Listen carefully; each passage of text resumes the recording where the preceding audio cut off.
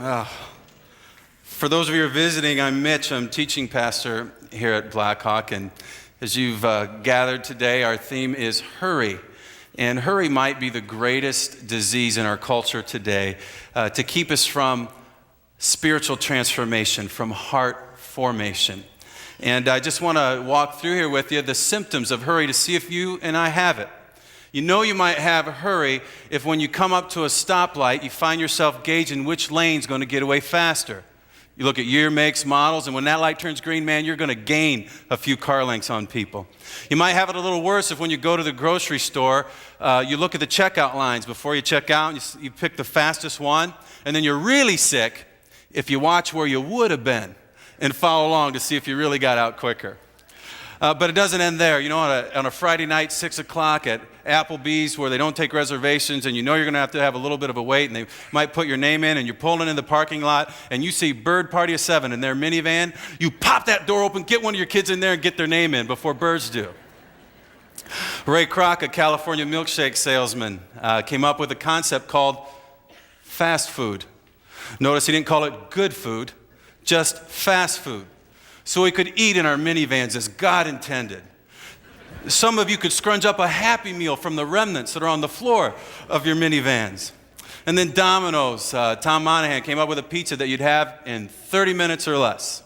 And, I kind of got this thing going on that my wife's just pointed out to me recently. Some friends of mine are here. They pointed it out. They've seen me early in the morning. And it's this. And Officer Glock, I hope you're not here, but it's this kind of deal. When I come up to a stop sign, and that guy in front of me has already gone pretty well out there. And so now I'm parallel with the stop sign. And he goes, nobody coming, I go. Does anybody else do that? I'm in trouble. Well, there's this other thing, it's a person on our staff and I'm sworn to secrecy, but when pulling out from the North Campus onto State, because sometimes traffic's heavy on State, got this new philosophy, he said, call it just get out there. Doesn't matter who's coming, just get out there, they'll get out of the way. And like I said, I'm sworn to secrecy, but he's 6'7" and he has 5 kids. I just want to go ahead and have you raise your hands. Raise your hands if you have hurry. Let's do a mass confession. Just go ahead and raise your hand if you got, not yet. No. A late 1960s congressional study said that technology was going to be so advanced that by the 1990s, our work week would only be 24 hours and we'd have a national crisis because we wouldn't know what to do with all of our work done. But as we know, we've been through that. Cell phones, FedEx isn't even fast enough. We have the internet and email. And in December, when we're spending 25% of our retail purchases, it's just the propensity for hurry increases. Now let's do a mass confession. Go ahead and raise your hand. You got hurry? The symptoms are there? Me too.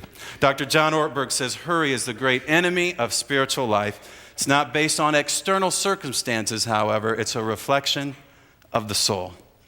New Year's resolutions always deal with the externals. I'm going to quit smoking, quit drinking, quit overeating, quit spending. I'm going to start exercising, start earning more money, start growing hair. But what about the internal? What about your soul?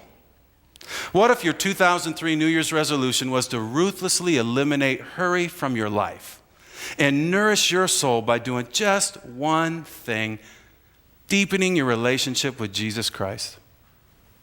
What if your 2003 New Year's resolution was to ruthlessly eliminate hurry from your life by doing just one thing: nourishing your soul by deepening your relationship with Jesus Christ?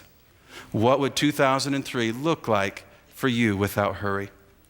Our text for the day is Matthew 11, 28 through 30, and I'm paralleling with that Philippians 4, 6, and 7. So if you want to turn to Matthew 11, 28 through 30, let's just read that. Jesus says, "Come to me, all who are weary and burdened, and I will give you rest." Verse 29, "Take my yoke upon you and learn from me, for I am gentle and humble in heart, and you will find rest for your souls." And verse 30, "For my yoke is easy and my burden is light." Now turn to Philippians 4, 6, and 7.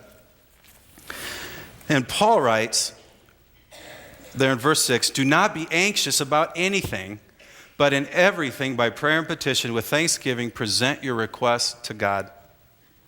and the peace of God, which transcends all understanding, will guard your hearts and minds in Christ Jesus.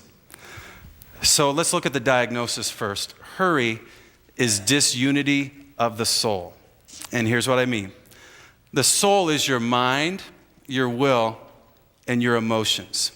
And Jesus says in verse 28 of Matthew 11, "Come to me, all you who are weary and burdened, all of you who have this, disunity of the soul."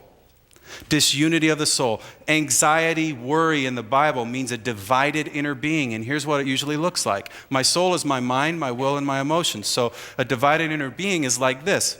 It's typically like this, at least it is for me.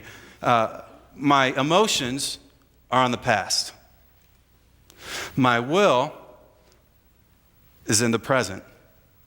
But my mind is in the future. You know, and I can think about those things, but dwelling there. Dwelling with my emotions in the past, while my will is here in the present, and my mind on the future. That's disunity of the soul. That's anxiety. That's worry. That's hurry. We connect hurry and worry in our day today. Don Henley, the theologian from the Eagles, in the song The Long Run says, "I used to hurry a lot. I used to worry a lot." Connecting those ideas. Jesus in the Sermon on the Mount said, "Do not worry." Can you add a single hour to your life by worrying? Meyer Friedman, who coined the type A personality, was a doctor, and he noticed that people in his waiting room would wear out the edges of the chairs because they just couldn't stand to wait. And that's how he came up with that type A personality. And that's the way you and I live our days, you know. The alarm goes off, and go, bing, we hit the snooze button, we get 10 more minutes. Oh, no, it's 20 more minutes. Oh, no. And I get up, and I go to the shower, and I get ready, I get everything on. My socks aren't matching, but I'm going anyway, you know, and I get out, and I got these shoes. You know, oh, man, but I go out anyway. Oh, no, I need a breakfast bar. So I go get breakfast bars are gone. Oh, shoot, well, I'll take that last cinnamon crunch bagel, you know, and I'll go take that, you know, and I go out, and then the whole day, we do the things we just talked about at the stoplights, at the stop signs. We get to work at 8:10, supposed to be there at 8, and sit behind the, boom, messages, and it's just like that all the way until the end of the day when you finally come home, do the traffic thing, got kids, and you're worn out, and just let me sleep. But, you know, we can't add time to our lives, like Jesus said. Time is the only true democracy. Yet in a recent poll, when asked what they would do if they had one additional hour a day, you know what most people said they would do? Sleep. Hurry, disunity of the soul. My mind of the future, my will in the present, my emotions in the past. And why? What's the cause of this diagnosis? Well, I think it's denial, which is a form of pride. Denial. Because on this part of my journey, I'm convinced that I can only live in the present.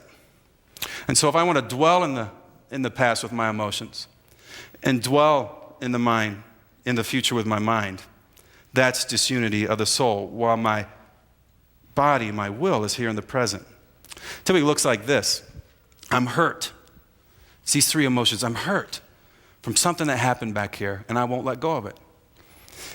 And in the present with my will, I'm frustrated.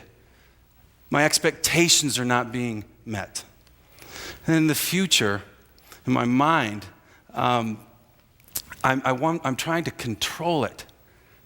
I'm trying to control the future with my mind. You know what? And I'm afraid of that. I'm afraid of the future.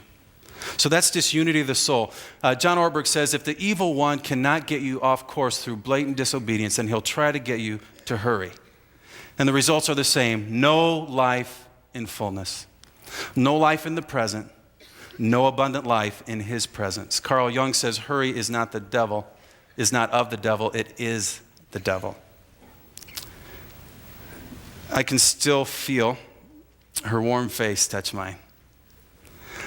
Her eyes seem to look through to my soul, and her touch is so soft. And she calls me by the name I've never been called.